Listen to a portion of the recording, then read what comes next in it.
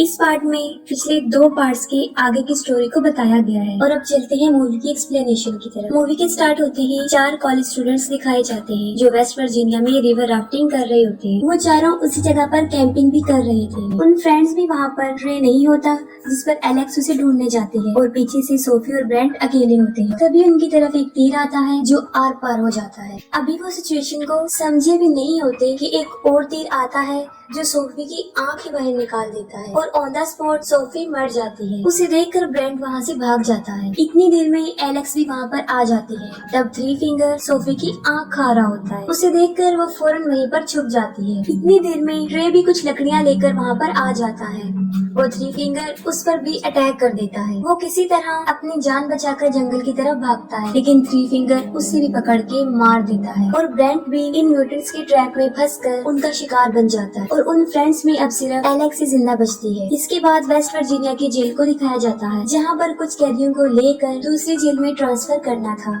और ये जिम्मेदारी 3 पुलिस ऑफिसर्स को दी गई थी। वो टोटल कैदी 5 थी जिनमें एक था जेविस जो माफिया ऑर्गेनाइजेशन का हेड था और ये सब कुछ उसी के लिए हो रहा था। उनका ट्रांसफर 2 हफ्ते बाद होना था, लेकिन पुलिस को ये पता चलता है कि जेविस के आदमी रास्ते में बस को हाईजैक कर सकते हैं और वो जेविस को छुड़वा कर ले जाएंगे। और यही वजह है कि उन्होंने इमरजेंसी ट्रांसफर प्लान किया और साथ में अपना रूट भी चेंज कर दिया। और उनका नया रूट वो खतरनाक वे था, यानी पेपर मिल रोड। वो सब कैदियों को बस में बिठाकर वहाँ से चल पड़ते हैं। रास्ते में वो एक पुलिस स्टेशन पर स्टॉप करते हैं और वहाँ पर उन्हें शेरिफ कार और डेप्यूटी लेन मिलते हैं। और वहीं हमें 3 डॉग्स भी दिखाया जाता है जो थ्री फिंगर का नेफ्यू है और ये वही है जो पिछले पार्ट में लास्ट सीन में एक छोटा बच्चा होता है जिसे थ्री फिंगर फीड कर रहा होता है। और अभी भी वो इतना बड़ा नहीं हुआ होता, लेकिन फिर भी वो ट्रैप सेटअप कर रहा होता है, लेकिन वो खुद ही ट्रैप में फंस जाता है। तब थ्री फिंगर आकर उसकी हेल्प करता है और फिर वो दोनों मिलकर उस सेटअप को बिल्कुल सेट करके वहाँ से चले जाते हैं। दूसरी तरफ वो सब पुलिस स्टेशन में कुछ देर रेस्ट करने के बाद अपनी जर्नी पर चल पड़ते। पेपर मिल रोड पर चढ़ते ही एक ट्रक उनका पीछा करने लग जाता है और वो थ्री फिंगर होता है। वो ट्रक के टायर में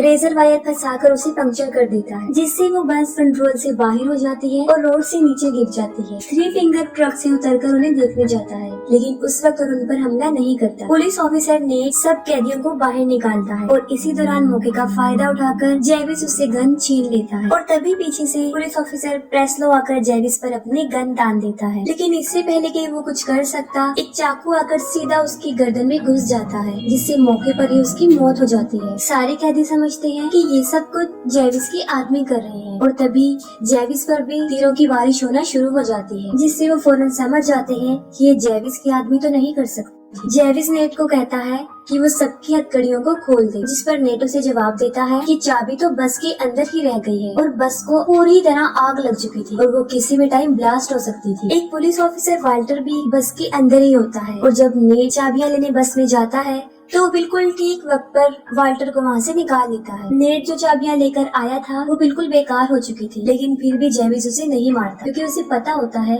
कि सिर्फ नेट ही है जो उन्हें इस जंगल से निकाल सकता है। और तभी वो लोग आगे बढ़ते हैं और झाड़ियों में से एक लड़की बाहर निकलती है जो नेट पर अटैक कर देती है और वो लड़की एलेक्स थी। वो उन्हें बताती है कि यहाँ पर एक म्यूटेंट रहता है जो लोगों को मारने के बाद उन्हें खा लेता है, लेकिन कोई भी उसकी बात पर यकीन नहीं कर रहा था। हालांकि वो राफ्टिंग के बारे में भी बता चुकी थी, जिस पर जेविस उसे उनकी लोकेशन तक लेकर जाने का कहता है। उसका बात करने का अंदाज रिक्वेस्टिंग बिल्कुल भी नहीं था और वो उन्हें वहीं ले जाती है और रास्ते में उन्हें एक बस मिलती है जो बिल्कुल पलटी हुई होती है, जो पीछे से लॉक थी। जेविस नेट को उसकी कैब चेक करने के लिए भेजता है और वहाँ पर उसे उसकी चाबी और एक बंदूक मिल जाती है और वो गन वो वाल्टर को दे देता है। और जब वो वैन को चेक करते हैं तो वो देखते हैं कि वो पैसों से भरी हुई है। इतने पैसे देखकर वो सब हैरान हो जाते हैं और जेविस उन्हें 2-2 बैग उठाकर वहाँ से जाने को कहता है और सब लोग 2 बैग उठा लेते हैं, लेकिन वाल्टर जख्मी था और वो बैग उठा नहीं सकता था, जिस पर जेविस उसे जबरदस्ती बैग उठाने के लिए कहता है और मौका देखकर वाल्टर जेविस को शूट करने लगता है, लेकिन बदकिस्मती से उसमें गोलियां नहीं होती। लेकिन इस बात के लिए जेविस उसे माफी नहीं देता, वो सीधा उसके सर में गोली मार देता। इस पर नेट कुछ भी नहीं कर सकता था क्योंकि वो मजबूर था। फिर जेविस सबको आगे बढ़ने को कहता है और सबसे आगे एलेक्स होती है क्योंकि वही उन सबको रास्ता बता रही थी। चलते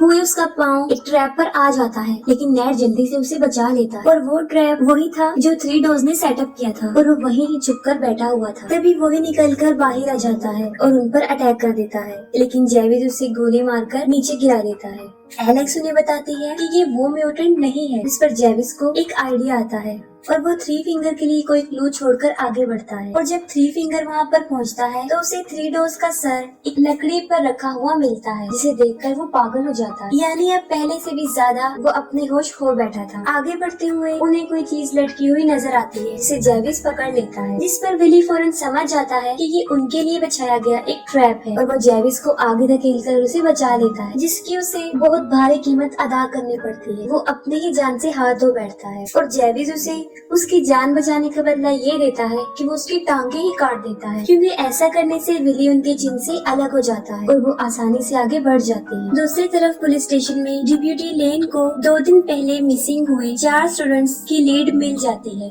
और शेरिफ के पास नेट की अभी कोई कॉल भी नहीं आई थी, जिससे वो काफी फिक्रमंद होता है। वो सोचता है कि शायद उनकी बस को किसी ने हाईजैक कर लिया है और वो लोगों को ढूंढने जाता है और लेन उन कॉलेज स्टूडेंट्स को ढूंढने जाते हैं। दूसरी तरफ वो सब एक पुराने केबिन में पहुंच जाते हैं, जहाँ पर कुछ टूल्स उन्हें मिलते हैं और वो उसकी मदद से अपनी जंजीरों को काट देते हैं। वो थोड़ा आगे बढ़ते हैं तो वहाँ पर थ्री फिंगर का ट्रक होता है। हालांकि उन सबको पता होता है कि ये उनके लिए बिछाया गया एक ट्रैप है, लेकिन फिर भी जेविस जबरदस्ती एक कैदी क्रॉफोर्ड को आगे भेजता है। जैसे ही वो थ्री फिंगर के ट्रक के पास जाता है, थ्री फिंगर उसे रेजर वायर में फंसा कर ट्रक को वहाँ से ले जाता है और ट्रक को सड़क पर ले जाकर पूरी स्पीड से क्रॉफोर्ड को सड़क पर घसीटता है और वो इतनी शिद्दत से घसीटता है कि जब तक कि वो मर न जाए। पीछे से मौका देकर फ्लड जेविस पर हमला कर देता है और तब एलेक्स और नेट वहाँ से भाग जाते हैं। जेविस फ्लड को इतना मारता है कि वो अधमरा हो जाता है। एक और कैदी उसे वहाँ पर वैसे ही छोड़कर चले जाते हैं। शेरिफ उस बस पर पहुंचकर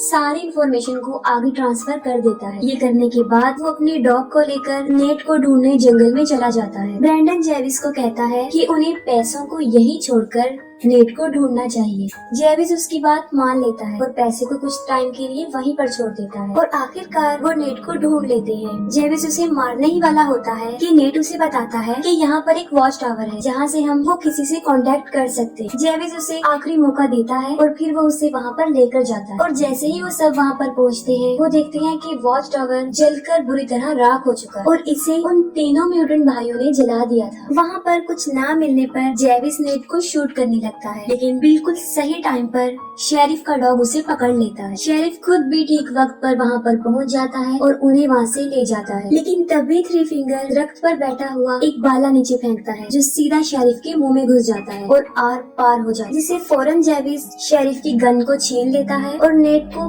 फिर से गन पॉइंट पर लाकर उसे ऑर्डर देता है और फिर वो अपना सारा पैसा लेने के लिए वापस जाता है, लेकिन फ्लड सारा कैश लेकर वहाँ से भाग रहा होता है और तभी जेविस को उसकी आवाज आ जाती है और वो फ्लड की तरफ बढ़ता है। लेकिन इससे पहले ही थ्री फिंगर मोलोटॉव फेंक कर फ्लड को जला देता है और उसके साथ सारे पैसे भी जल जाते हैं। वो सब वहाँ से भागने की कोशिश करते हैं, लेकिन फिर से थ्री फिंगर का ट्रक उनके सामने आ जाता है और इस मरतबा जेविस एलेक्स को उस ट्रक के सामने फेंक देता है और वो एलेक्स को लेकर ही वहाँ से चला जाता है। नेट उसे बचाने के लिए जाने लगता है, लेकिन जेविस उसे पकड़ लेता है और अभी उसे शूट करने ही वाला होता है। ब्रैंडन उसे मारकर बेहोश कर देता है और वो दोनों उसे वहीं पर छोड़कर अपने अपने रास्ते पर चल पड़ते हैं। थ्री फिंगर एलेक्स को लेकर अपने घर में जाकर बांध देता है और वहीं पर हमें डेप्यूटी लेन की बॉडी भी मिलती है, क्योंकि इससे पहले थ्री फिंगर उसे भी पकड़कर मार चुका था। ब्रैंडन वहाँ से भाग रहा होता है और इतनी ही देर में जेविस वहाँ पर आकर उसे मारकर बेहोश कर देता है। वो आगे बढ़ने लगता है, तभी थ्री फिंगर वहाँ पर पहुँच जाता है और उन दोनों की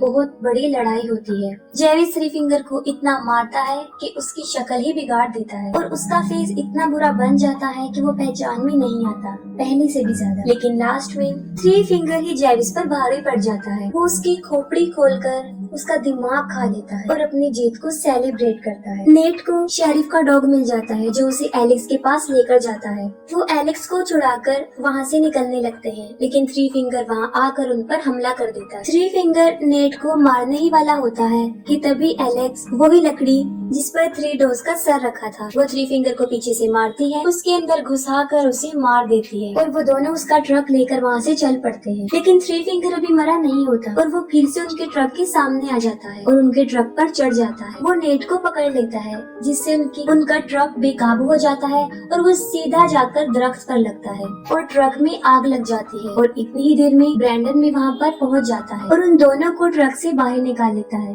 लेकिन थ्री फिंगर इतनी आसानी से तो की जान बख्शने वाला नहीं था और वो फिर से नेट को पकड़ लेता है। लेकिन इस मर्तबा नेट उसी का टूल पकड़ के उसमें घुसा देता है और उसे स्ट्रॉन्ग करने के लिए वो उसे ट्रक पर भी दे मारता है और फौरन ट्रक ब्लास्ट हो जाता है और उसके साथ ही थ्री फिंगर भी जल जाता है। नेट ब्रेंडन को आजाद कर देता है और उसे वहाँ से जाने देता है। कुछ देर बाद उनकी पूरी फौज वहाँ पर पहुँच जाती है और नेट और एलेक्स की जान बच जाती है। लेकिन कुछ दिन बाद नेट पैसों के लालच में दोबारा वहाँ पर आता है, लेकिन कोई पीछे से उसको मार देता है और वो कोई और नहीं ब्रैंडन था, जिस पर बिलीव करके उसने उसे रिहा कर दिया था। ब्रैंडन वो पैसे उठा लेता है, लेकिन तभी एक और म्यूटेंट वहाँ पहुँच जाता है और उसे भी मार देता है और किसी को भी नहीं पता चल सका कि वो म्यूटेंट कौन है और आज तक ये सवाल बनकर ही रहा और इसके साथ ही मूवी एंड हो जाती है।